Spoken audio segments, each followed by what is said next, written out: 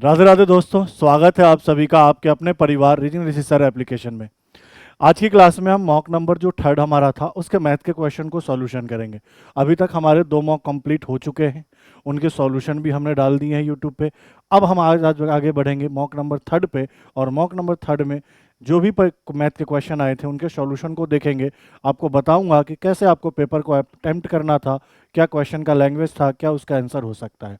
ठीक है, चलिए बढ़ते हैं। पटवार का जो हमारा टेस्ट सीरीज चल रहा था उसमें टेस्ट सीरीज नंबर हम कौन सा डिस्कस कर रहे हैं, थर्ड डिस्कस कर रहे हैं। आगे बढ़ते हैं। चलिए, आगे बढ़ने से पहले कुछ छोटी छोटी बातें इसको समझ लीजिए। हमारे पास जो पटवार का कोर्स है 2024 और 25 के लिए, उसमें आप स्पेशल अगर रीजनिंग का कोर्स परचेज करना चाहते हैं तो इसका जो प्राइस होगा वह कितना होगा, 1100। और 1100 रुपये में आप कंप्लीट रीजनिंग, आप जानते हो पटवार में 25 क्वेश्चन किसके आएंगे, लगभग रीजनिंग के आएंगे, तो बहुत ज़्यादा वेटेज रखता है रीजनिंग भी, और साथ साथ में मैथ भी। 20 क्वेश्चन लगभग मैथ के आएंगे, तो मैथ का भी आप स्पेशल कोर्स ले सकते हो, और इसका प्राइस सिंपल क्या होगा, 900। आप चाहो तो रीजनिंग स्पेशल ले लो, आप चाहो तो मैथ स्पेशल ले लो, और ये दोनों ही कोर्स कहाँ मिल जाएगा आपको, तो रीजनिंग रिसीसर एप्लीकेशन पे मिल जाएगा। कहाँ से आपको डाउनलोड करना है इसको, तो आपको क्या करना है, या तो आप गूगल प्ले स्टोर में रीजनिंग रिसीसर सर्च करें और वहाँ से डाउनलोड करें, या लिंक आपको डिस्क्रिप्शन में मिल जाएगा, वहाँ डायरेक्ट क्लिक करेंगे तो भी आप वहाँ पे पहुँच जाएंगे। अगर आप चाहते हैं नहीं सर हमें मैथ और रीजनिंग दोनों में ही अच्छे नंबर लाने हैं, पूरे 90 में से 90 हासिल करने हैं, तो आपको क्या करना है, कॉम्बो लेना है। पटवार 2024-25 के लिए मैथ और रीजनिंग का कॉम्बो लेना है, और कॉम्बो आपको कितने में मिल जाएगा, 1600 में। इस 1600 में आप टोटल 25 और 20 कितने, 45 क्वेश्चन 100% पेपर में सॉल्व करके आओगे। कितने क्वेश्चन, 45। प्राइस क्या है इसका, 1600। अगर कॉम्बो लोगे मैथ और रीजनिंग का तो 1600 रुपये में आपको ये सारा कोर्स अवेलेबल हो जाएगा। कहाँ, तो उसी ऐप पे। ऐप का नाम क्या है, रीजनिंग रिसीसर। इस ऐप को आप डाउनलोड कर लीजिए। पटवार से रिलेटेड या आगे और भी जो एग्जाम आएंगे उनसे रिलेटेड भी सारे कोर्स आपको वहाँ पे मिलेंगे। फिलहाल पटवार का जो प्राइस रहेगा कॉम्बो का वह कितना रहेगा, 1600। चलिए आगे बढ़ते हैं अगले स्लाइड पे। अब क्वेश्चन स्टार्ट करते हैं। जो मॉक नंबर थर्ड था उसका पहला क्वेश्चन क्या था, देखिए। क्वेश्चन नंबर फर्स्ट जो रिलेटेड है ये 2D से है, मेंसुरेशन से है, और क्वेश्चन किसका है, तो रोम्बस का है, समचतुर्भुज का है। क्या कह रहा है, समचतुर्भुज का क्षेत्रफल ज्ञात करिए जिसकी एक भुजा तो 10 है और एक विकर्ण कितना है, 12 है, तो आपको क्या करना है, एरिया निकालना है। आप सबको पता है सर अगर समचतुर्भुज का एरिया निकालना हो तो दोनों विकर्णों का पता होना जरूरी है। जैसे ही दोनों विकर्ण पता होंगे उनको गुना करके आधा कर दे तो एरिया निकल जाएगा। जबकि क्वेश्चन में एक ही विकर्ण दिया है और एक भुजा दिया है। याद होगा मैंने क्लास में आपको क्या पढ़ाया है कि समचतुर्भुज के अंदर भुजा और विकर्ण में क्या संबंध होता है, तो 4 गुना भुजा स्क्वायर बराबर क्या होगा, पहले विकर्ण का स्क्वायर प्लस क्या होगा, दूसरे विकर्ण का स्क्वायर। अब मुझे एक एक करके डेटा को पुट करना है। बताओ भुजा का मान कितना है, 10, तो 10 का स्क्वायर। एक विकर्ण कितना है सर, 12, 12 का स्क्वायर, और दूसरा विकर्ण हमें निकाल कर लाना है। चलिए इसको सॉल्व करते हैं। 10 का वर्ग कितना होगा, 100, और 100 में 4 का गुना कितना सर, 400, और 12 का वर्ग कितना होगा सर, 144, और प्लस का क्या, दूसरे विकर्ण का वर्ग। बताओ ये 144 प्लस का है, इधर माइनस का आएगा, तो 400 में से अगर 144 घटा दोगे तो ये 256, मतलब दूसरे विकर्ण का वर्ग क्या होगा, 256, तो दूसरा विकर्ण क्या होगा, तो रूट अंडर 256, और 256 किसका वर्गमूल होता है, किसका वर्ग होता है, 16 का। तो 256 का वर्गमूल निकालोगे तो कितना आएगा, 16। मतलब दूसरा विकर्ण भी हमने निकाल लिया 16, एक विकर्ण हमें क्या पता था, 12। अब एरिया निकाल दो, 1/2। एक विकर्ण कितना था, 12, और दूसरा विकर्ण क्या निकाला, 16। 2 से कितनी बार, 6 बार, और 16 का गुना आप 6 बार करोगे तो 16 छक कितना होगा, 96। क्योंकि हर डेटा सेंटीमीटर में है तो 96 सेंटीमीटर स्क्वायर इसका क्या होगा, बिल्कुल ही करेक्ट आंसर।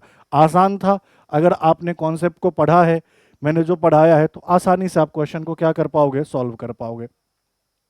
चलिए बढ़ते हैं अगले क्वेश्चन में। क्वेश्चन नंबर दूसरा देखो। अब देखो ये सिक्कों वाले क्वेश्चन का कॉन्सेप्ट है। आपको याद है जब सिक्के वाले क्वेश्चन कराए थे तो बोला था प्रत्येक वैल्यू का मान, प्रत्येक सिक्के का मान पता होना चाहिए, साथ साथ में क्या होना चाहिए, सिक्कों की संख्या का मान पता होना चाहिए, और दोनों को गुना करते हैं तो टोटल राशि का, टोटल अमाउंट का वैल्यू निकल कर आता है। अब देखो यहाँ क्या कह रहा है कि 8000 रुपये को ABC में बांटना है। किस किस में बांटना है सर, ABC में बांटना है। कह रहा है उन्हें 500 रुपये, 200 रुपये और 100 रुपये के नोट प्राप्त हुए। मतलब आपको पता चल गया कि इच नोट का, यहाँ कॉइन नहीं है, यहाँ नोट की बात कर रहा है, मतलब प्रत्येक नोट का जो मान है वो कितना कितना है, या तो 500 रुपये के नोट होंगे, या 200 रुपये के नोट होंगे, और या किसके नोट होंगे, 100 रुपये के। यही तो कह रहा, 500, 200 और 100 रुपये के नोट प्राप्त होते हैं। ठीक है, तो 500 रुपया, 200 रुपया और 100 रुपया, ये तीनों रुपीज में है, तो इनका रेशियो आप ले सकते हो। तो क्या कहोगे, हर एक नोट का जो रेशियो का वैल्यू होगा वो क्या होगा, तो 20 20 20 कट गया, मतलब 5 2 और कितना 1। ठीक है, अब आगे क्या दिया है तो देखो, आगे कह रहा उनके द्वारा प्राप्त राशि, मतलब टोटल अमाउंट, जो टोटल अमाउंट है ना वह, उसका रेशियो कितना दिया है, तो आपसे कह रहा है 15 अनुपात कितना 2 अनुपात कितना 3। और आपसे क्या कह रहा है तो देखो, आपसे कह रहा है 500 रुपये, 200 रुपये और 100 रुपये की नोटों की संख्या निकालनी है। आपको क्या निकालना है, नंबर ऑफ नोट्स। यार नोट की क्या करनी है, संख्या निकालनी है। मुझे एक बात बताओ, क्वेश्चन जब पढ़ाया था सिक्के से रिलेटेड तो बोला था प्रत्येक सिक्के का मान पता हो, ठीक है, उसमें सिक्कों की संख्या से गुना कर दे, नंबर ऑफ कॉइन से क्या कर दे, गुना कर दे, सिक्कों की संख्या से क्या कर दे, गुना कर दे, तो बराबर में टोटल क्या आ जाता है, अमाउंट। ये चीज पढ़ाया था। अब मुझे बताओ, प्रत्येक सिक्के का मान पता है, अमाउंट पता है, तो सिक्कों की संख्या, या अगर यहाँ नोट की बात हो रही है तो नंबर ऑफ नोट्स निकालने के लिए क्या करेंगे, इस अमाउंट में हर एक सिक्के के मान से, हर एक नोट के मान से भाग लगा देंगे। तो बताओ यह नोट कितने का है, 15, सॉरी यहाँ टोटल अमाउंट कितने का है, 15 का, और नोट का इच वैल्यू कितना है, 5 का, 15/5। यहाँ कितना है, 2, और यहाँ कितना मान है हर एक नोट का, तो 2/2। और यहाँ अगर गौर करो तो टोटल अमाउंट कितना है, 3, और हर एक नोट का मान कितना है, 1। अब मुझे बताओ 5 से कितनी बार, 3 बार, ये 2 से 2 कट जाएगा एक बार में, तो सरल रूप क्या दिख रहा है, 3 3 अनुपात 1 अनुपात कितना 3। नहीं, 3 में 1 का भाग लगाओगे 3, ये 3 बार और ये 1 बार, तो हर एक नोट का जो रेशियो आएगा वह कितना आएगा, 3:1:3। मतलब ऑप्शन नंबर क्या है, ए इसका करेक्ट आंसर। ठीक है, कि जो अमाउंट था उसमें इच वैल्यू प्रत्येक नोट के मान से भाग लगाया, तो मुझे क्या पता चल गया, नोट की संख्या, 500 के नोट की संख्या का 3, 200 का 1 और 100 का कितना 3। बस इतना सा काम करना था। चलिए आगे बढ़ते हैं, अगले क्वेश्चन को देखिए क्या कह रहा है, सुनिए। क्वेश्चन कह रहा है कि व्यक्ति अपना माल 30% के लाभ पर क्या करता है, बेचता है। क्रय मूल्य में 25% की क्या होती है, वृद्धि, और विक्रय मूल्य में 10% की वृद्धि होती है, तो उसका नया लाभ क्या होगा। सुनना मेरी बात, कुछ ना कुछ में खरीदा होगा, मैंने मान लिया 100 में खरीदा होगा, अच्छे से समझना, और 100 में खरीद कर 30% के लाभ पर बेच दिया। कितने के लाभ पर बेच दिया, सर 30% के प्रॉफिट पे बेच दिया। अगर 30% का प्रॉफिट है, मतलब जितने में खरीदा है उसमें 30% बढ़ा के क्या करेंगे, बेच देंगे। तो 100 में 30% बढ़ाओगे तो क्या लिखोगे, 130। तो स्टार्टिंग में खरीदा कितने में, 100 में, बेचा कितने में, 130 में। अब क्या कह रहा है कि जो क्रय मूल्य है ना उसमें 25% बढ़ा दो, तो नया क्रय मूल्य आ जाएगा, ये नया क्रय मूल्य आ जाएगा। इसको 1 1 करते हैं, इसको 2 करते हैं, तो आपने कहा 100 में 25% बढ़ा देंगे तो 125 में खरीदा। साथ साथ में ये भी कह रहा है कि जो विक्रय मूल्य है उसमें भी 10% बढ़ा दो। तो पहले विक्रय मूल्य कितने का था, तो सर 130 का था। अब विक्रय मूल्य कितने का होगा, तो आप कहोगे सर 130 में 10% बढ़ाना है। तो मुझे एक बात बताओ, 130 का 10% कितना होगा, 13, और 130 में अगर 13 बढ़ाओगे तो वैल्यू कितना आएगा, 143। नया क्रय मूल्य कितना है, 125, नया विक्रय मूल्य कितना है, 143। अब बताओ नया लाभ कितने का है, तो सर 18 रुपए का लाभ है। और प्रॉफिट परसेंट कैसे निकालते हो बच्चा, जरा बताओ। 18 का लाभ, नीचे सीपी कितना 125 और गुना कितना 100। बताओ 25 से कितनी बार, 5 बार, और 25 से कितनी बार, 4 बार। 18 में 4 का गुना 72, 72/5% क्या होगा आंसर। अच्छा दशमलव में काट दो, बताओ 1 बार, फिर 4 बार, फिर दशमलव कितनी बार, 4 बार। 14.4% का क्या होगा, प्रॉफिट। ये दशमलव है, 14.4% का क्या होगा, प्रॉफिट। सही उत्तर क्या होगा, 14.4%। आसान था, इजी था। चलिए आगे बढ़ते हैं, अगले क्वेश्चन को देखो, क्वेश्चन नंबर 4। क्वेश्चन नंबर 4 को देखो क्या कह रहा है। तीन समान रूप के कुशल श्रमिक 48 दिन में कितनी दीवार बनाते हैं? 25 समान दीवार का, सॉरी 25 समान दीवार पर पेंट करते हैं। कितने दीवार पर पेंट करते हैं? 25। आपसे कह रहा है अगर 45 श्रमिक हो तो 60 दीवार, ऐसे ही दीवार को कितने दिन में पेंट किया जा सकता है? दीवार पे पेंट करना मतलब काम हो गया। आपको क्लास में पढ़ाया है फॉर्मूला M1 D1 और बटा क्या W1 बराबर क्या M2 D2 बटा क्या W2। हाँ या ना? देखो यहाँ व्यक्ति की संख्या, दिन और काम का बात कर रहा है तो इतना ही डेटा लेंगे। मान लो समय की भी बात करता तो T1 T2 ले लेते। मान लो क्षमता की भी बात करता तो E1 और E2 भी ले लेते। मैंने तो सब कराया है। फिलहाल इसी डेटा की जरूरत है क्वेश्चन के अंदर, तो यही लेकर चल रहे हैं। अब मुझे बताओ पहले व्यक्तियों की संख्या कितनी है? सर 36 है। कितने दिन में काम हो रहा है? सर 48 दिन में हो रहा है। और कितना काम हो रहा है? सर 25 हो रहा है बटा 25 बराबर। बाद में व्यक्तियों की संख्या कितनी है? सर 45 है। दिनों की संख्या हमें निकालनी है और काम कितना करना है? सर 60 करना है बटा 60। बताओ आराम से कैलकुलेशन करोगे। 15 या 45, 15 चौका 60। मुझे बताओ 3 से यह वैल्यू कितनी बार? 12 बार। तो इसका इधर गुना, इसका इधर गुना, तो आपने कहा 25 गुना D2 बराबर क्या होगा? तो ये 12 चौका 48 और गुना कितना? 48। समझ गए क्या?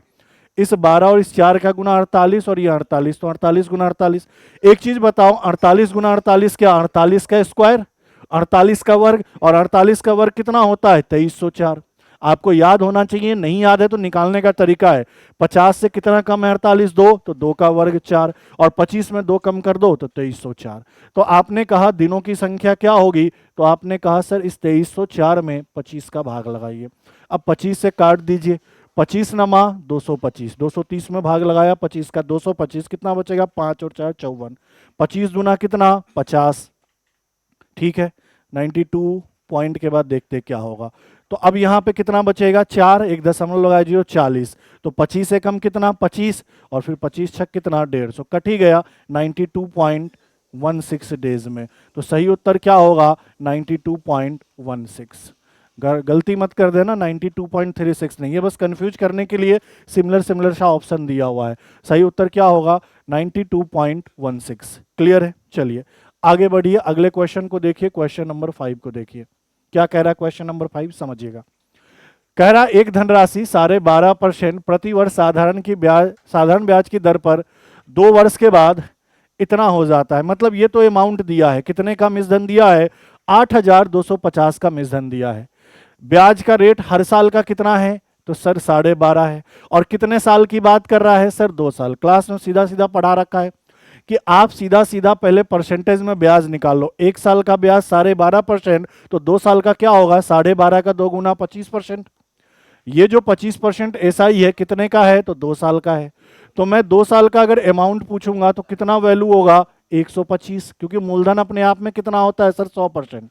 मूलधन अपने आप में 100%, 25% ब्याज, तो 125% क्या होगा? मिश्रधन। और इसी का मान क्वेश्चन में कितना दिया है? 8250। ठीक है, निकालने के लिए क्या कह रहा है? साधारण ब्याज। तो साधारण ब्याज कितना है? 25%, मतलब 25% का वैल्यू निकालना है। चलिए निकाल लेते हैं। क्या करेंगे? 8250 में भाग किसका? 125 का, और गुना किसका? 25 का। 25 से कितनी बार? 5 बार। 5 से काटो, 5 एकम 5, और ये 5 छक 30, ये 50 25, और ये 0। तो ब्याज कितने का आएगा? ऐसा ही 1650 रुपए का। सही उत्तर क्या होगा? Option number 1। ध्यान देना, ब्याज पूछा था, मूलधन पूछता तब 100% का वैल्यू निकालते। SI पूछा था तो SI 25% था तो 25% निकाल दिया। कितना? 1650 रुपया।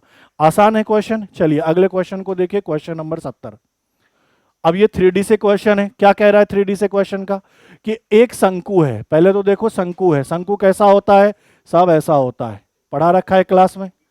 शंकु कैसा होता है? सर ऐसा होता है। हाँ या ना? ये H होता है, ये R होता है, ये ओल होता है, और ये 90 डिग्री होता है।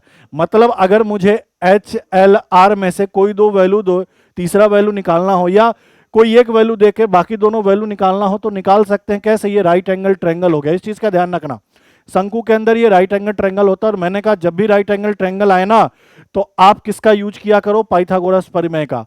पाइथागोरस परिमेय का यूज करेंगे तो उसके लिए फॉर्मूला लगाना होगा एल स्क्वायर बराबर H square plus R square, ये लगाना होगा।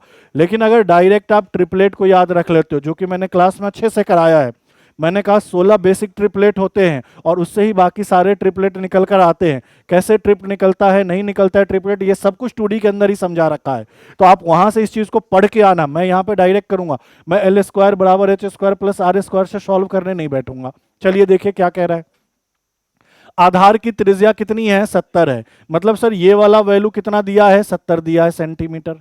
ठीक है, आगे क्या कह रहा है, लंबवत ऊंचाई कितनी है सर, 240 है। मतलब इस h का मान कितना दिया है सर, 240 सेंटीमीटर दिया है। हमसे क्या कह रहा है, संपूर्ण पृष्ठीय क्षेत्रफल, मतलब टोटल सरफेस एरिया। और टोटल सरफेस एरिया शंकु का क्या पढ़ा है हमने, pi R into L plus R. अब मुझे एक चीज बताओ, पाई का मान 22/7 रख लेंगे, आर का मान 70 रख लेंगे, लेकिन एल का मान तो निकालना होगा। अब आप यहां से कैसे निकालेंगे, तो एक बच्चा होगा जो एल स्क्वायर बराबर R square plus H square से निकालेगा, और एक मेरा पढ़ाया हुआ बच्चा होगा जो कि क्या करेगा, डायरेक्ट ध्यान रखेगा क्या, ट्रिपलेट। डायरेक्ट क्या ध्यान रखेंगे, ट्रिपलेट। आप डायरेक्ट ट्रिपलेट ध्यान रखेंगे तब भी आपका काम चल जाएगा। ठीक है, देखो डायरेक्ट ट्रिपलेट आप ध्यान रखना कि 7, आपको बता ही रखा, ध्यान क्या रखना है, आपको बोला है याद कर लो, 7, 24 और 25 एक ट्रिपलेट होता है। बेसिक टोटल 16 ट्रिपलेट बोले थे, दिमाग में बैठा हो, उसमें से एक ट्रिपलेट बताया था 7, 24 और क्या 25। मुझे एक बात बताओ, अगर ये 70 है तो कितना गुना दिख रहा है सर, 10 गुना दिख रहा है 7 का। अगर ये 240 है तो ये भी कितना गुना दिख रहा है सर, 10 गुना दिख रहा है। तो सीधी सी बात है, ये भी 10 गुना, कहने का मतलब 250 होगा। तो इस एल का मान कितना होगा, 250। क्लियर है। आप चाहें तो इसका स्क्वायर प्लस इसका स्क्वायर जोड़ के रूट निकालते तब भी 250 ही आता। तो यहां से मुझे डायरेक्ट एल का मान 250 पता चला। अब कैलकुलेशन का काम है सर, 22/7, त्रिज्या का मान क्या है, 70 है, एल का मान कितना है 250 और आर का मान कितना है 70। तो 250 में अगर 70 जोड़ दूं तो आपने कहा सर 320 होगा, बोलो हाँ या ना। अब 7 से इसको काट दो कितनी बार, 10 बार। अब देखो गुना भाग करने की खास जरूरत नहीं है, जो भी है उसके अंत में 2 जीरो आएगा, जो भी आंसर होगा उसके अंत में 2 जीरो आएगा, और 2 जीरो बस इकलौता यहीं दिख रहा है। कहां दिख रहा है, ऑप्शन नंबर डी में।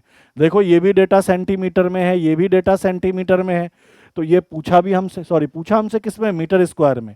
चलो पूछा हमसे किस में है, मीटर स्क्वायर में, तब थोड़ा सा चेंज करना पड़ेगा। देखो देखो देखो, पूछा हमसे किस में है सर, मीटर स्क्वायर में पूछा है। एक चीज, ये चीज हमें ध्यान देना है, पूछा किस में है, मीटर स्क्वायर में। तो पूरा पूरा कर लो, ये 2 जीरो आ गया, 1 जीरो और 1 जीरो, 32 गुना 22 करोगे, एक सही ऑप्शन दिख रहा है तो समझ में आ गया, 704 आएगा। ये तो कितना आएगा, सेंटीमीटर स्क्वायर आएगा। हमसे मीटर में पूछ रहा है तो 1 मीटर के लिए, सॉरी 1 सेंटीमीटर को मीटर में बदलना होता है तो किसका भाग देंगे, 100 का। तो सेंटीमीटर स्क्वायर है, सेंटीमीटर क्या है सर, स्क्वायर है, तो किसका भाग लग जाएगा, 100 गुना 100 का। बताओ ये 2 जीरो से 2 जीरो कट जाएगा और कितने अंक बाद दशमलव बैठ जाएगा, 2 अंक बाद। तो आपने कहा 7.04 metre square, 7.04 metre square. Option number है क्या, कौन सा है, सी है, ऑप्शन नंबर सी है। लेकिन अगर यही सेंटीमीटर स्क्वायर में पूछा होता तो ये हो जाता। आप चेक कर लेना कि किस में पूछा और किस में दिया है, इकाई का ध्यान देना यहाँ बहुत जरूरी है। चलिए अगले क्वेश्चन में चलते हैं, बढ़ते हैं। नेक्स्ट क्वेश्चन देखिए, क्वेश्चन नंबर 7 क्या कह रहा है। ये बेसिक सा क्वेश्चन है परसेंटेज का। क्या कह रहा है, एक परीक्षा में पास होने के लिए कितने % नंबर की जरूरत है, 33 की जरूरत है। लाया हुआ कितना, लाया हुआ कितना, तो आपने कहा 210 लाया और फेल कितने से हो गया, 21 से। तो पास होने के लिए कितना चाहिए था, 210 प्लस 21। तो आपने यही तो कहा कि 33% का जो वैल्यू है वह कितना है, 231 है। हमसे पूछ रहा है परीक्षा में कुल कितने अंक थे, तो जितने भी थे अपने आप में 100% थे। तो 100% का वैल्यू निकालना है, 231 बटा 33 गुना किसका, 100 का। बताओ ये 33 का 7 गुना दिख रहा है और 7 में 100 का गुना कितना, 700। टोटल परीक्षा कितने नंबर का था सर, 700 नंबर का टोटल पेपर था। टोटल पेपर कितने का था, तो 700 का था।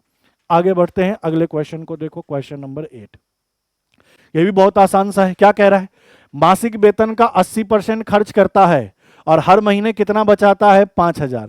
अरे भैया जब 80% खर्च करता है तो 20% बचाता होगा, हाँ या ना। और इसी का वैल्यू कितना दिया है, 5000।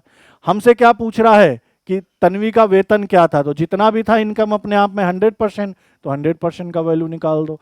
बताओ 5000 बटा 20 गुना कितना 100, 20 से यह कितनी बार 5 बार, और यहां गुना करोगे तो 25 पे 3 जीरो, मतलब इसका जो वेतन था वह कितना था 25,000। एक चीज चेक कर लेना कि कैसा वेतन पूछ रहा है, सिंपल वेतन पूछ रहा है, कई बार ऐसा होता है कि तन्वी का वार्षिक वेतन बताएं तो यहां 12 का गुना करना पड़ जाता है। ऐसे भी पेपर में क्या किया जाएगा, कंफ्यूज किया जाएगा। चलिए आगे बढ़ते हैं अगले क्वेश्चन में, क्वेश्चन नंबर 9। देखो क्या कह रहा है, इसका निकटतम मान क्या होगा ये बताना है। उससे पहले ये जो नीचे वाला वैल्यू है ना, मैं पूरा क्वेश्चन लिख रहा हूं सर, 1/√7 माइनस 4√3।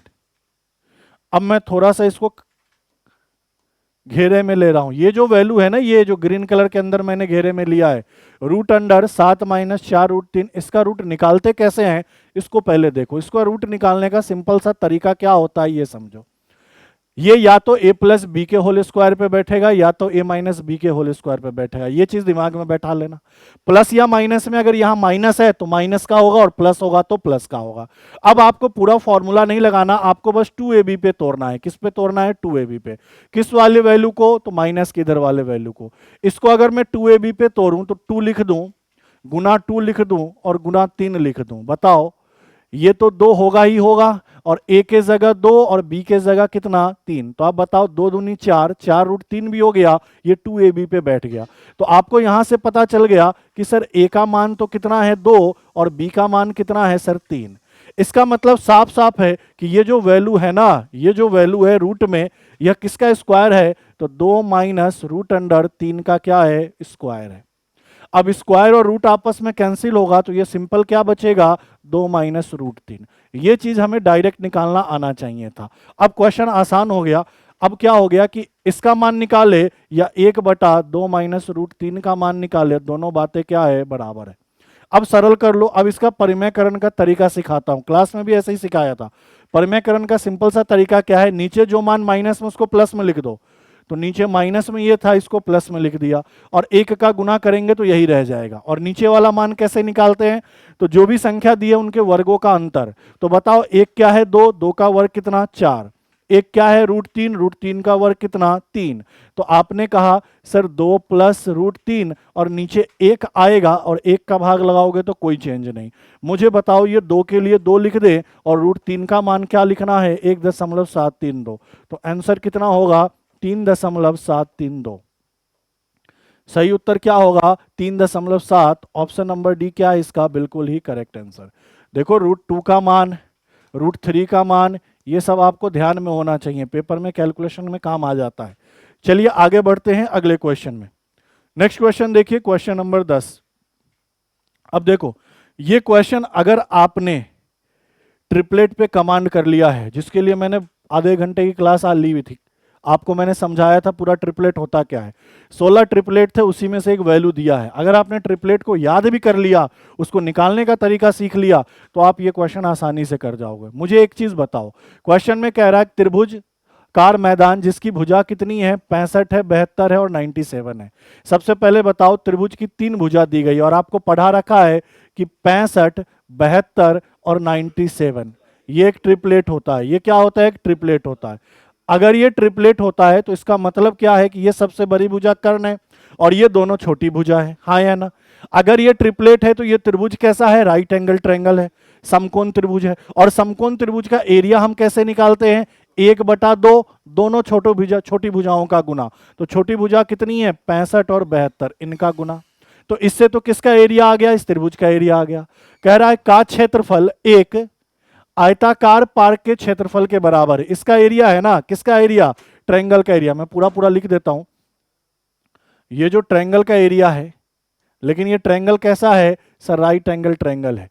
इसका जो एरिया है यह किसके बराबर है, तो आयत के एरिया के बराबर है, ठीक है।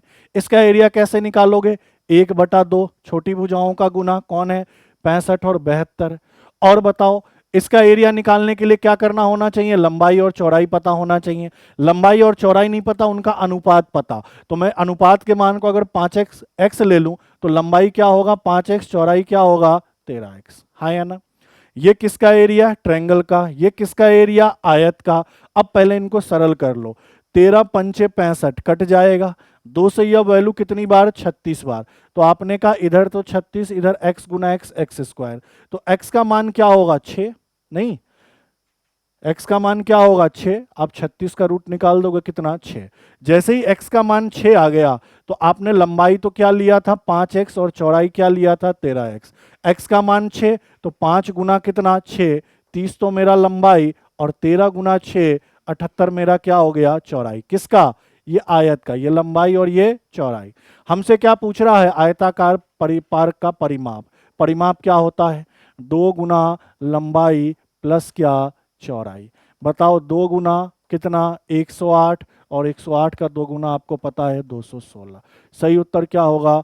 Option number C 216। सही उत्तर क्या होगा? Option number C 216। ये इतने आसानी से कर पाए क्योंकि आपको पता था कि एक ट्रिपलेट है, और इसीलिए बार बार कहता हूं जब भी 2D 3D पढ़ाता हूं मैं कहता हूं कि ट्रिपलेट याद करो। 16 ट्रिपलेट ही है, उसको याद करो, बाकी उसी से निकल कर आएंगे। क्लास लो मेरी जाकर, कहाँ?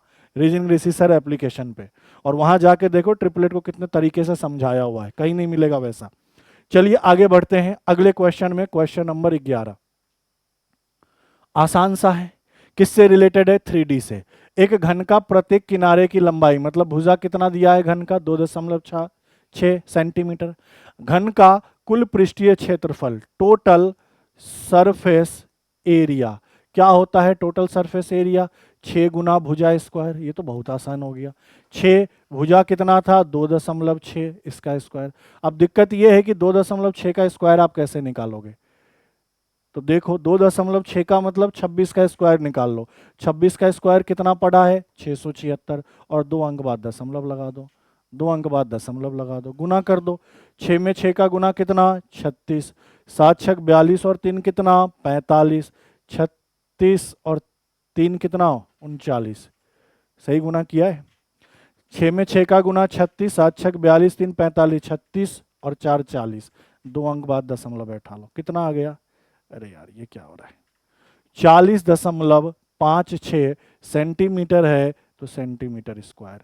सही उत्तर क्या होगा? Option number B 40.56। Unit digit से नहीं कर सकते थे, या यहीं से समझ जाते 5-6 कि यही ऑप्शन होने वाला है। 2 डिजिट तो हमें पता चल ही गया था, 5-6 तो यहीं से पता चल रहा था 40.56। बढ़े आगे। देखो यहाँ सेंटीमीटर में ही पूछा है, ध्यान देना। ये क्वेश्चन में कई बार क्या करेगा? चुपके से बोलेगा मीटर स्क्वायर में निकालो, गड़बड़ कर दोगे वहां पे। इस चीज का आपको पेपर में ध्यान देना है। क्वेश्चन तो बहुत आसान आएंगे पटवार में, ये भी फिक्स है। वही आएंगे जो आपको क्लास में पढ़ाया गया, उसके अलावा तो कुछ ही नहीं आ रहा। जो पढ़ाया है वही आएगा, क्योंकि पेपर कहाँ से बनेगा ये हमें पता है, और वहीं से आपको उसी हिसाब से आपको पढ़ाया गया है। तो आपको क्या करना है? बस एक बार क्लास को ढंग से पूरा पढ़ लेना है, उसके बाद आप कोई भी मॉक लगाओगे आराम से आपका क्या होगा? पूरे में पूरे नंबर बैठ जाएंगे। 45 का मतलब क्या? 90। 45 क्वेश्चन, एक क्वेश्चन 2 नंबर का, 90 नंबर का वैल्यूएशन है मैथ और रीजनिंग। देखो कितना लंबा चौड़ा क्वेश्चन है, एकदम शॉर्ट एंड सिंपल तरीका। क्लास में भी समझाया था, यहां भी समझा रहा हूं। कितने लोग हैं? 2 लोग हैं, तिमिर और मोनाली। कितना रुपया है? 22,100। 2 भागों में विभाजित करना है। कैसे विभाजित करना है? तो 10% के रेट पे, दोनों को 10% के रेट पे देना है। कह रहा 18 वर्ष के बाद परिपक्वता, इसका मतलब 18 वर्ष के बाद जो धन मिलेगा मोनाली को, वही 20 वर्ष बाद किसके बराबर है? तिमिर के बराबर है। कहने का मतलब ये है 22,100 को 2 भागों में बांटो। किसको किसको बांटना है? तिमिर को और मोनाली को। ठीक है। 18 वर्ष के बाद टोटल धन जितना मोनाली को मिलेगा, 20 वर्ष बाद उतना ही धन किसको मिलेगा? तिमिर को मिलेगा। मतलब सर दोनों को अमाउंट क्या मिलेगा? बराबर मिलेगा। और साफ साफ पढ़ाया था कि सीआई में बस एक ही कॉन्सेप्ट होता ही है कि अमाउंट बराबर हो, और यही अगर एसआई का क्वेश्चन होता तो बोलता एसआई बराबर हो या अमाउंट बराबर हो। तो ऐसे केस में कैसे दोनों का पार्ट का रेशियो निकालते हैं, दोनों मूलधन का रेशियो कैसे निकालते हैं, ये सीखना है। देखो तिमिर के लिए मैंने टी लिख दिया, ये तिमिर का मूलधन और ये मोनाली का मूलधन। ठीक है। सॉल्यूशन क्या करना होता है कि जो भी रेट दिया है, किस वाले क्वेश्चन के लिए? ऐसा क्वेश्चन जहां पे सीआई के अंदर अमाउंट क्या हो? बराबर हो। अमाउंट बराबर हो कहेगा नहीं, पढ़ के पता चलेगा। 18 वर्ष बाद जितना इसको मिला, 20 वर्ष बाद भी उतना उसको ही भी मिलेगा, मतलब दोनों को अमाउंट क्या मिलेगा? सेम। वैसे केस में दोनों पार्ट का रेशियो कैसे निकालते हैं? तो देखो पार्ट ऑफ तिमिर, ये प्रिंसिपल किसका है, ये मूलधन किसका है, तिमिर का, और ये मूलधन किसका है, मोनाली का। ठीक है। रेट ऑफ इंटरेस्ट कितना परसेंट है, 10%। मुझे बताओ 10% का मतलब 1/10, हाँ या ना, मतलब 10 के मूलधन पर 1 रुपये का ब्याज। तो आप यही तो कहोगे 11 का मिश्रधन 10 के मूलधन पे, हाँ या ना, कि 10 का मूलधन मिश्रधन कितने का, 11 का, यह 1 साल का, क्योंकि रेट प्रति वर्ष का है। ठीक है। मैंने कहा था दर को पहले इस रूप में तोड़ो और इसको उल्टा कर दो। उल्टा करने का मतलब 11/10 को 10/11 लिख दो, और दोनों ही जगह लिख दो, क्योंकि दोनों के लिए रेट क्या है सर, सेम है। इतना करना है। उसके बाद क्या करना है, तो देखो एक एक करके, किसके लिए कितना समय दिया, 18 वर्ष समय किसके लिए दिया है, मोनाली के लिए। तो मोनाली वाला ये है, तो इसके ऊपर पावर 18 लगा दो। और 20 वर्ष का समय किसके लिए दिया है, तिमिर के लिए। तो तिमिर का भाग ये है, तो इसके ऊपर 20 लगा दो। कहानी खत्म। अब देखो सॉल्यूशन करना है, बस इतना सा वैल्यू लिख देना और उसके बाद सॉल्यूशन करना है। बताओ 10 का पावर 11 18 बार, 10/11 का पावर 18, 10/11 का पावर 20, मतलब ये वैल्यू 18 बार रिपीट होगा, ये वैल्यू 20 बार। तो ये आपस में कैंसिल हो जाएंगे 18 बार। तो यहां तो क्या बचेगा 1, और यहां 10/11 के पावर क्या बचेगा, 2, हाँ या ना। अब इसको और सरल कर लो। मुझे बताओ 10 का वर्ग क्या हो जाएगा, 100, 11 का वर्ग क्या होगा, 121, और इधर कितना, 1। और सरल कर लो तो सर ये तो 100 हो जाएगा, और ये कितना होगा, 121 होगा। अब यहां से आपको रेशियो पता चल गया। सर किसका किसका रेशियो पता चल गया, तो पहला कौन था, तिमिर। तिमिर को तो इतने के अनुपात में धन मिलेगा, और मोनाली को इतने के अनुपात में धन मिलेगा। मुझे बताओ दोनों को मिलाकर टोटल कितने के अनुपात में धन मिल रहा है, 221 जोड़ दो, क्योंकि टोटल धन मुझे यहां पता था, और टोटल धन क्वेश्चन में कितना है, 22100। बताओ कितनी बार कट जाएगा, 100 बार। अगर ये 100 गुना है तो जो भी वैल्यू निकालना है उसका 100 गुना करो। हमसे क्या पूछ रहा है, मोनाली का हिस्सा क्या होगा, मोनाली का पूछा, तो मोनाली का हिस्सा क्या है, ये 121। इसका कितना गुना, 100 गुना। 100 गुना करोगे 121 पे 2 जीरो आ जाएगा। तो मोनाली को 22,100 में से 12,100 देना होगा। तो अपना सही उत्तर क्या होगा, ऑप्शन नंबर बी। अगर तिमिर का पूछता तो क्या करते, 100 गुना 100 10,000, मतलब 22,100 में से 10,000 तिमिर को देना पड़ेगा। देखो इतना लंबे चौड़े क्वेश्चन है, कितना शॉर्टकट सॉल्यूशन है। आगे बढ़िए, क्वेश्चन नंबर 13 को देखिए। अब क्वेश्चन को थोड़ा अच्छे से पढ़ लेना। किसी बिल पर 32% की छूट और 20% की दो क्रमागत छूट, ये 20% के कितनी क्रमागत छूट, दो, के बीच विक्रय मूल्य का अंतर कितना है, 25 रुपया है। तो आपको बिल का वास्तविक राशि ज्ञात करना है, ये बताना है। ठीक है। मुझे एक चीज बताओ, एक छूट तो 32% का था, सुनना मेरी बात, कि ओरिजिनल प्राइस मैंने माना कि 100 रहा होगा, अच्छे से समझना। इस पे एक तो 32% का छूट मिला। अगर 32% का मैं छूट दूंगा तो मतलब कितने में बेचा होऊंगा, 68 रुपए में बेचा है, हाँ या ना। ये जो ओरिजिनल प्राइस है उसको मैंने क्या माना, 100 माना, 32% का छूट दिया तो मैंने बेचा कितने में, 68 में। दूसरा जो छूट देना है वो कैसा देना है, तो 20% का दो छूट देना है। मुझे एक बात बताओ, 20% के दो क्रमागत छूट का मतलब 2 बार 20% का डिस्काउंट देना है। तो टोटल डिस्काउंट निकालने का तरीका क्या होगा, तो सिंपल, अगर ये डिस्काउंट है तो किस में है, माइनस में। तो आप कहोगे -20 और माइनस माइनस कितना, माइनस गुना माइनस कितना, प्लस, और 20 गुना 20 और बटा क्या, 100। मुझे बताओ ये जीरो कैंसिल, तो आपने कहा सर ये -40 प्लस कितना 4, तो ये -36 आया। मतलब 2 बार 20% छूट देना या एक बार 36% का छूट देना। देखो माइनस का सिंपल सा मतलब होता है डिस्काउंट या लॉस, तो यहाँ डिस्काउंट है तो ये डिस्काउंट की बात हो रही है। 2 बार 20% छूट देने का मतलब 36% का डिस्काउंट मिला। एक बार तो 32% का डिस्काउंट मिला तो 68 में बेचा होगा। अब अगर 36% का डिस्काउंट मिला होगा तो कितने में बेचा होगा भैया, 64 में बेचा होगा। बोलो हाँ या ना।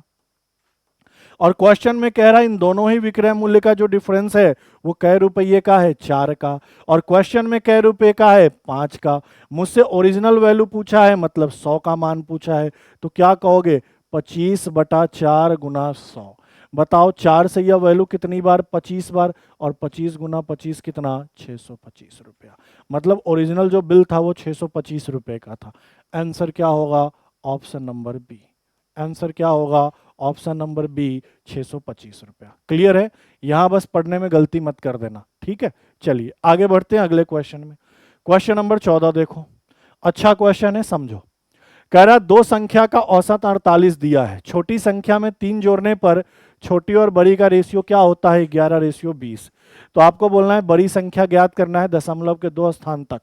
ठीक है, चलिए ज्ञात करते हैं, आपके साथ साथ मैं भी। दो संख्या कुछ भी ले लो, मैंने मान लिया एक ए है और एक बी है। अगर इनका एवरेज 48 है तो टोटल कितना होगा? तो 2 गुना हो जाएगा। नहीं, दो संख्या है तो 2 का गुना इधर कर दो। तो आपने कहा कि दोनों संख्या का जो टोटल योग है वह कितना है? 96 है। मुझे एक बात बताओ, कह रहा एक छोटी संख्या एक बड़ी संख्या, मैं अपने सहूलियत के लिए मान लेता हूं कि ए बड़ी संख्या और बी क्या है? छोटी संख्या। उसी हिसाब से तो कैलकुलेशन करना पड़ेगा। आप चाहो तो बी को बड़ा मान लो, ए को छोटा मान लो, कोई दिक्कत नहीं। मैंने माना कि इन दोनों संख्या जो ए और बी है, ए बड़ा है और बी क्या है? छोटा है, ताकि आगे का इक्वेशन बैठाने में काम आएगा। अब क्या कह रहा है? छोटी संख्या में 3 जोड़ो। तो मुझे बताओ, छोटी संख्या मैंने बी लिया है, बी में 3 जोड़ा, और बड़ी संख्या इनका रेशियो दिया है 11/20, 11:20, यही तो दिया है कि छोटी संख्या में 3 जोड़ा जाए तो उनके बीच का अनुपात 11/20। छोटी संख्या बी थी, उसमें 3 जोड़ा, बड़ी संख्या ए थी, तो दोनों का रेशियो 11/20 हो गया। अब कुछ नहीं करना, सॉल्यूशन करना है। मुझे एक बात बताओ, कौन सी संख्या निकालना है? बड़ी संख्या। और बड़ी संख्या को मैंने क्या मान रखा है? ए। तो ए का मान निकालना है। तो ए का मान कब निकल पाएगा? जब यहां बी को हटा दे और बी के जगह हर बार क्या ले ले? ए ले ले। तो मुझे एक चीज बताओ, यहां से बी के लिए मैं क्या लिख सकता हूं? 96 माइनस ए लिख सकता हूं। बोलो हाँ या ना, कि ए और बी मिलाकर अगर 96 है तो बी क्या होगा? 96 माइनस ए।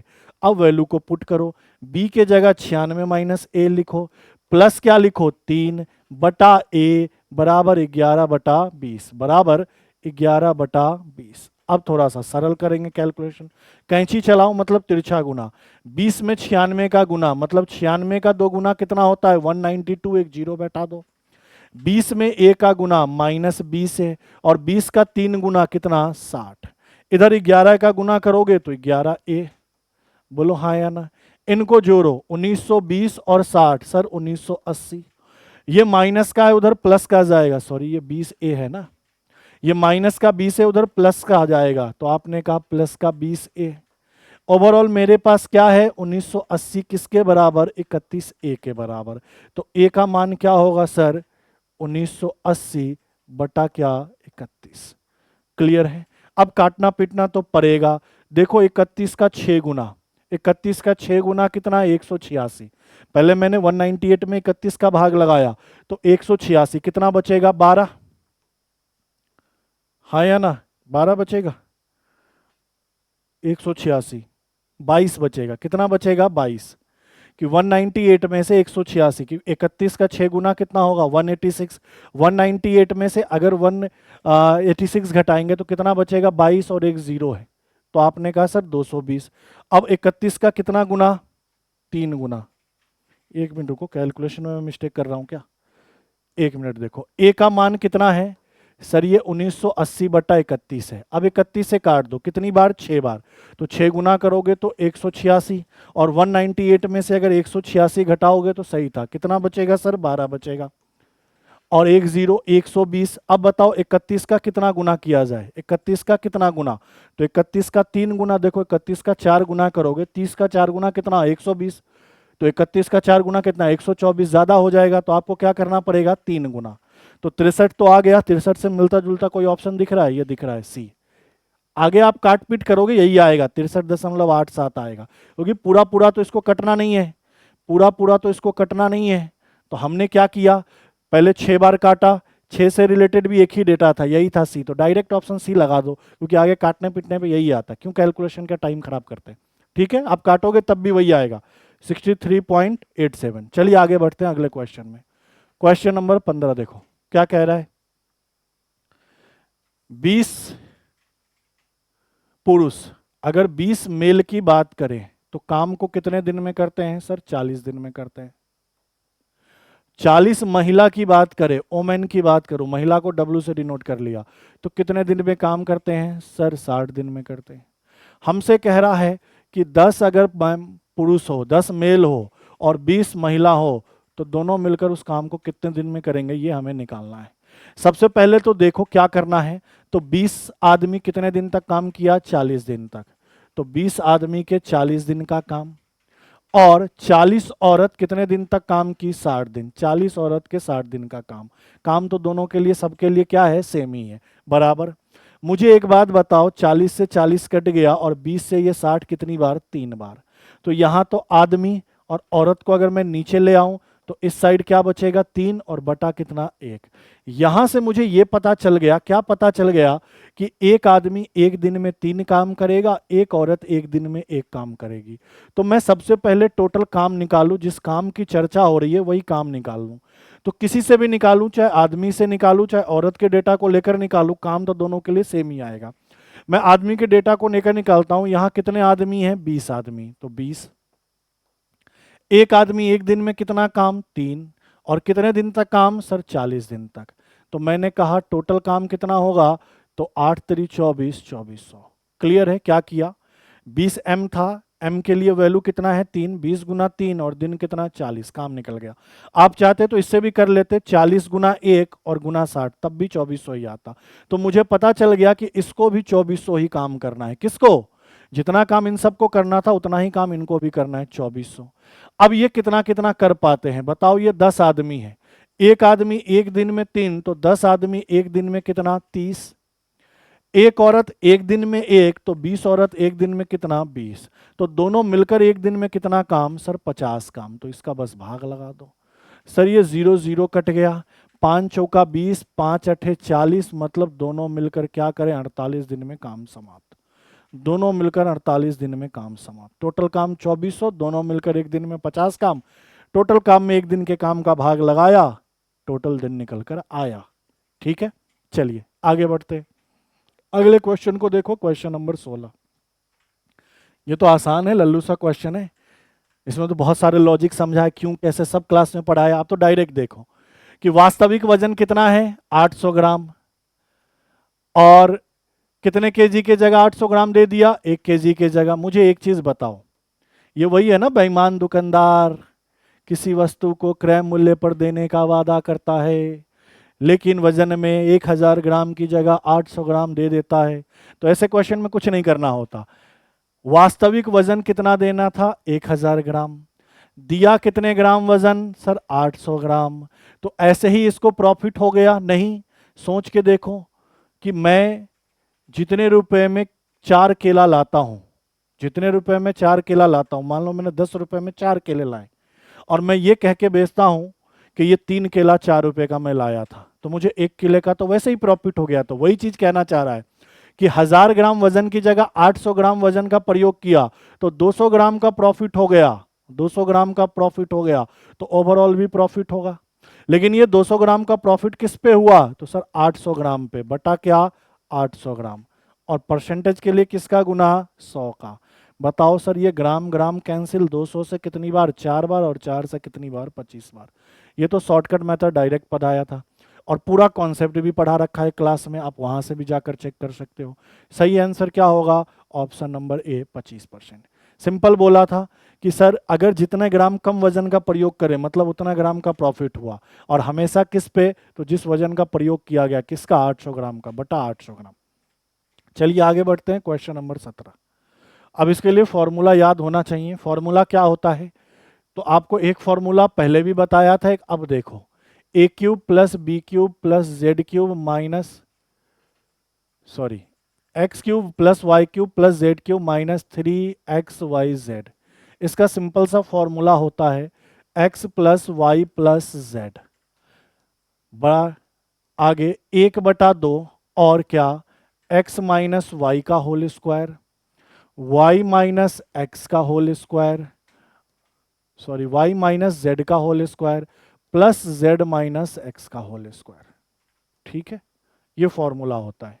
अब मुझसे इसका ही वैल्यू पूछ रहा है। अब देखो एक एक करके देखो, x का मान पता, y का मान पता, z का मान पता। x का मान 222, y का मान 223, z का मान सर 224। इन तीनों को जोड़ना है। ये बटा 2 है तो यहीं 2 ला दो, ये 1/2। अब इधर क्या करना है? x minus Y. तो बताओ 222 में से अगर 223 घटाओगे तो माइनस का 1 आएगा और इसका वर्ग, प्लस y माइनस जेड, तो 223 में से अगर 224 घटाओगे तो माइनस का एक आएगा और इसका स्क्वायर।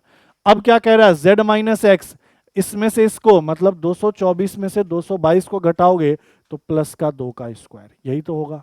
अब देखो कैलकुलेशन कर लो, इनको जोड़ो, 600, 660 और 669 बटा कितना 2, इनको कैलकुलेट कर लो, 1 का वर्ग 1, 1 का वर्ग 1 और 2 का वर्ग 4, 4 1 5 और 1 6 गुना 6, 2 से कितनी बार 3 बार, 9 3 कितना 27, किसका यूनिट डिजिट में 27 है, इकाई का अंक 2007, मतलब इसको गुना करोगे तो 2007 आएगा। सही उत्तर क्या होगा, ऑप्शन नंबर है। थोड़ा ऑप्शन को भी देख लिया करो, क्या कोई जरूरत थोड़ी कि बार बार पूरा गुना करें। ऑप्शन अगर यहाँ सब 7 होता तो एक बार चेक करते गुना करके, भैया एक ही जगह 7 आ रहा है, कहाँ 2007 में, मतलब गुना करने पे 2007 ही आएगा। चलिए आगे बढ़ते हैं, क्वेश्चन नंबर 18, अगर आपका क्वेश्चन का सॉल्यूशन सही है तब आगे बढ़िए। कह रहा है एक स्कूल में लड़के और लड़कियों का अनुपात कितना है, संख्या का अनुपात 5:6। देखो यहाँ, अरे यार 5:6 किसका किसका है, बॉय और गर्ल का।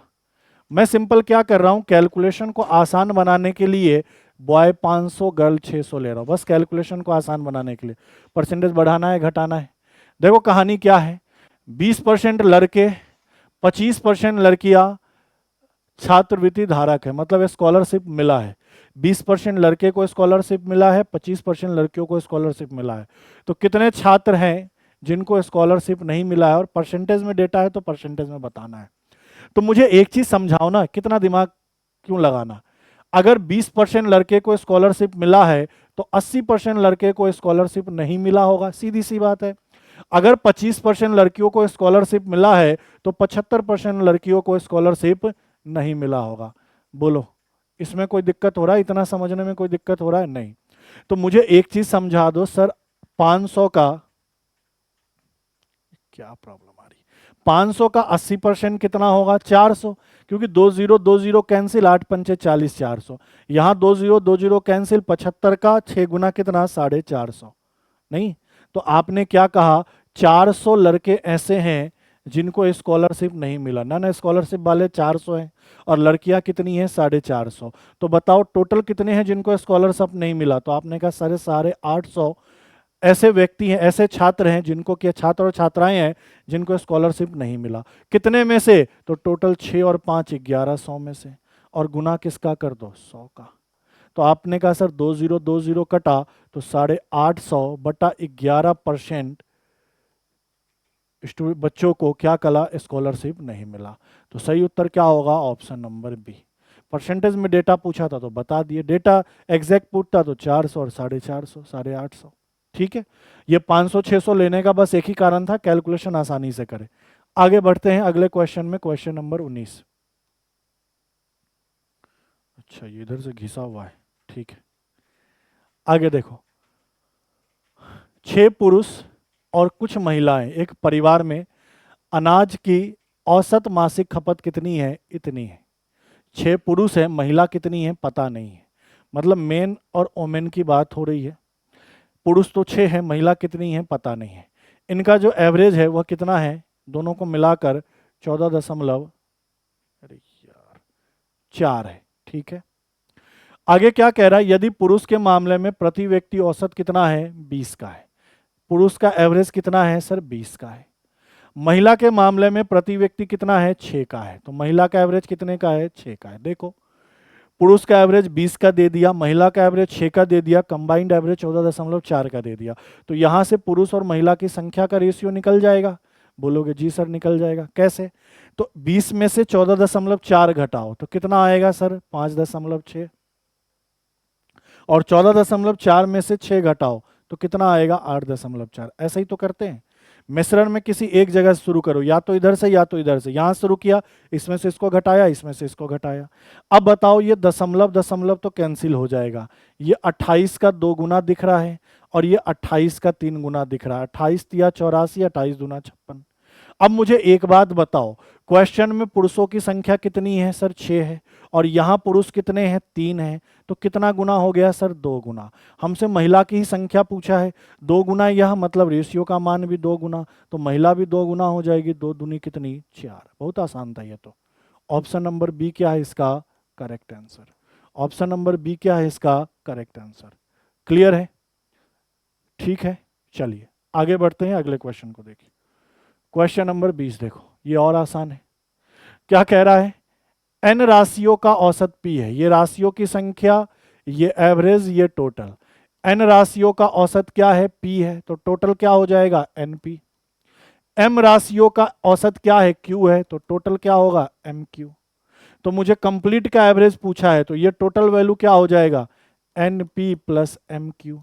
और टोटल संख्याएं कितनी है? एन और एम, तो बटा एम प्लस एन। ये तो करने की क्या जरूरत थी, ऐसे तो करते आ रहे एवरेज में खूब। तो सही उत्तर क्या होगा? N P M Q, N P M Q बटा पी प्लस क्यू। ये इस क्वेश्चन का क्या है? सही उत्तर है। ठीक है,